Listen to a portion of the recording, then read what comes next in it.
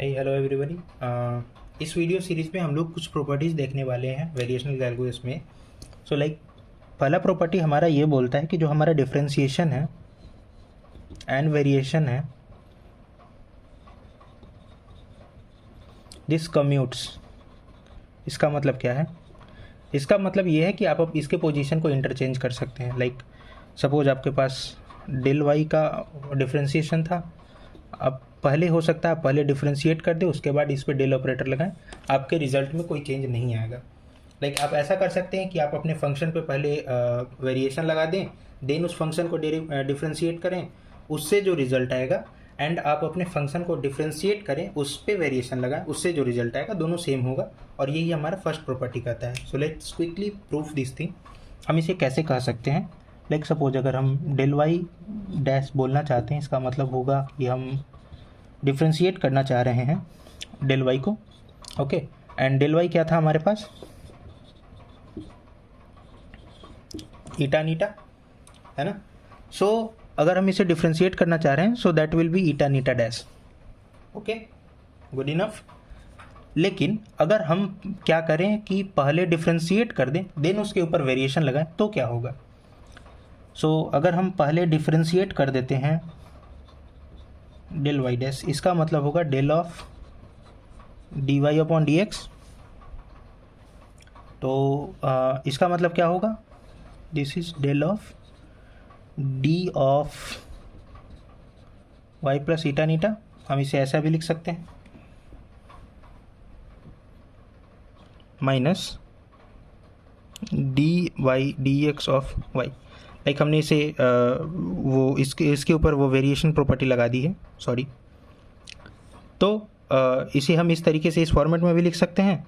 Again अगर इसे हम एक्सपैंड करते हैं, so we will get eta नीटा डैश।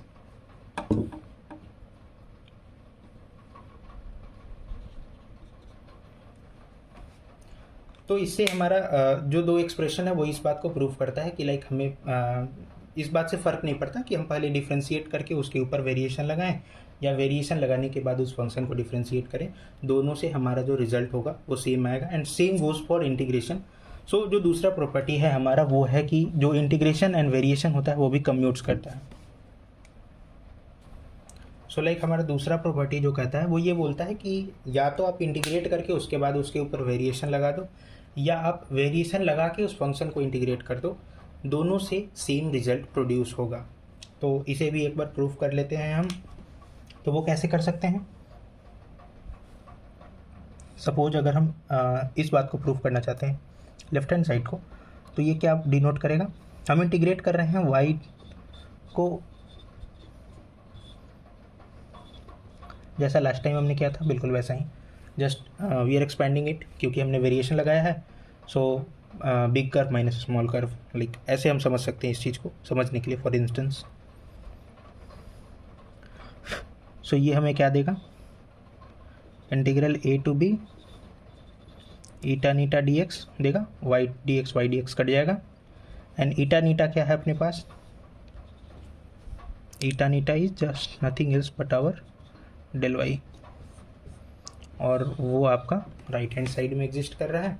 सो दिस प्रूव्स कि हमारा जो डिफ्रेंशिएशन भी है और इंटीग्रेशन भी है, दोनों कम्यूट करते हैं।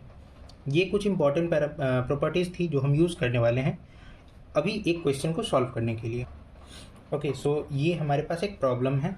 इस प्रॉब्लम को अगर आपको देखना है, so you can refer this US Dixit book for finite element method for engineers, page number 48, and this is 2009 since print. Okay, so basically ये प्रॉब्लम क्या बोल रहा है? ये प्रॉब्लम बोल रहा है कि अगर एक बीम है जिसकी लेंथ L है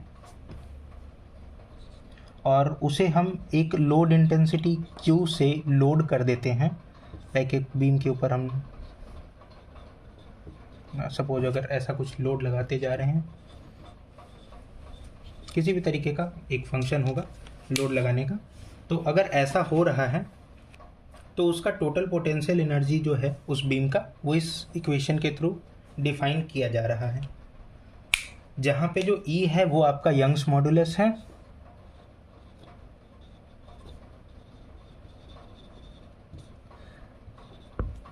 आई जेड जेड जो है वो इलास्टिसिटी है, sorry second moment of inertia है, सेकेंड मोमेंट ऑफ एरिया है, sorry for that, second moment of area,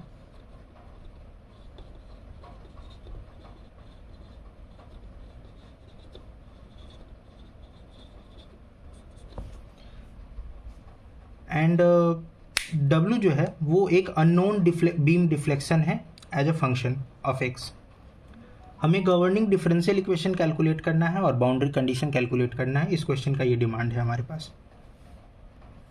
okay, so let's move और हम कैलकुलेट करने की कोशिश करते हैं इस प्रॉब्लम को सॉल्व करने के लिए।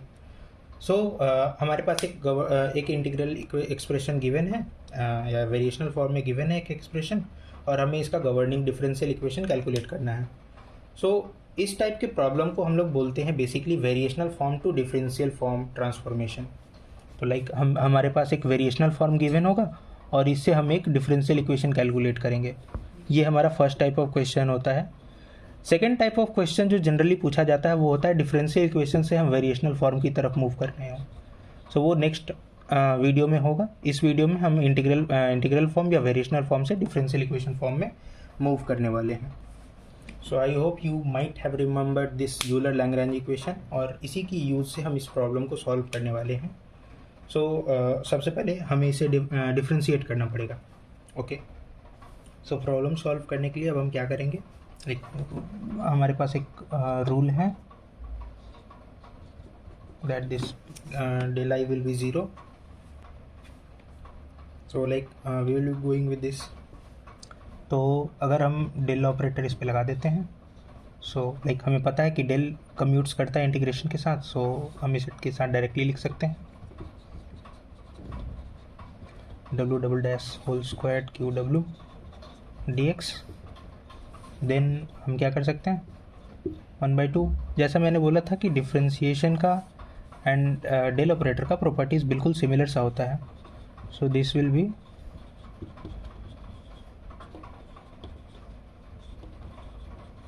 आई hope you got this.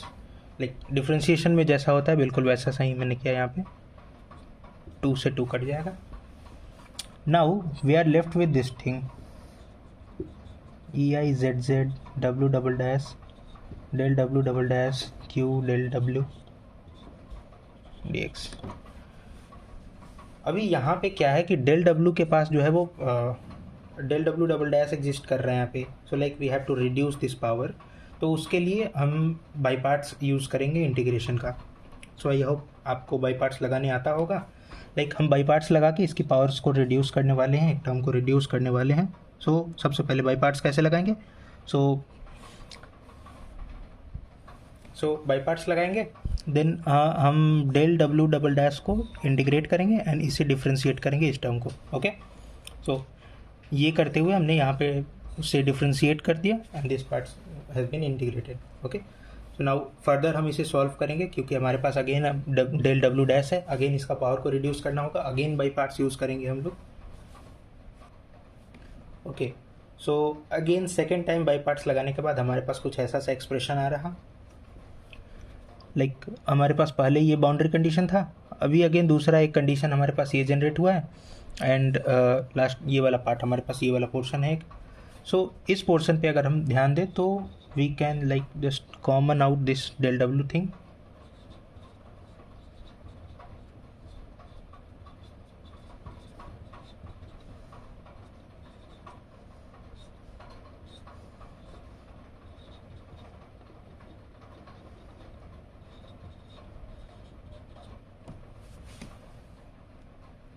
So we will get something like this. अब क्योंकि जो हमारा डेल डब्ल्यू और डेल डब्ल्यू डैश है वो आर्बिट्ररी है सिर्फ बाउंड्री पॉइंट को छोड़ के, क्योंकि बाउंड्री पॉइंट्स पे हमने बोला था प्रिस्क्राइब्ड होगा वो। तो बाउंड्री पॉइंट्स को छोड़ के बाकी सारे पॉइंट्स पे वो आर्बिट्ररी होगा। तो इसीलिए जो हमारे सेपरेट टर्म्स होंगे उन सभी को सेपरेटली 0 0 0 0 होना पड़ेगा, तभी जाके ये कंडीशन सेटिस्फाई करेगा। सो इस कारण से बस हमारे पास एक एक्सप्रेशन बनेगा that will be this term will be 0।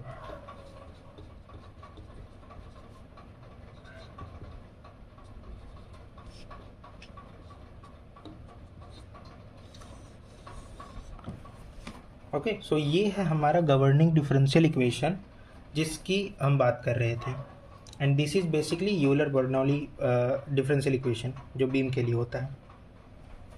And again अब हम बाउंड्री कंडीशन की बात करें तो 0 एंड एक्स एल पे जो है वो हमारा प्रिस्क्राइब्ड होगा, सो दैट विल बी 0।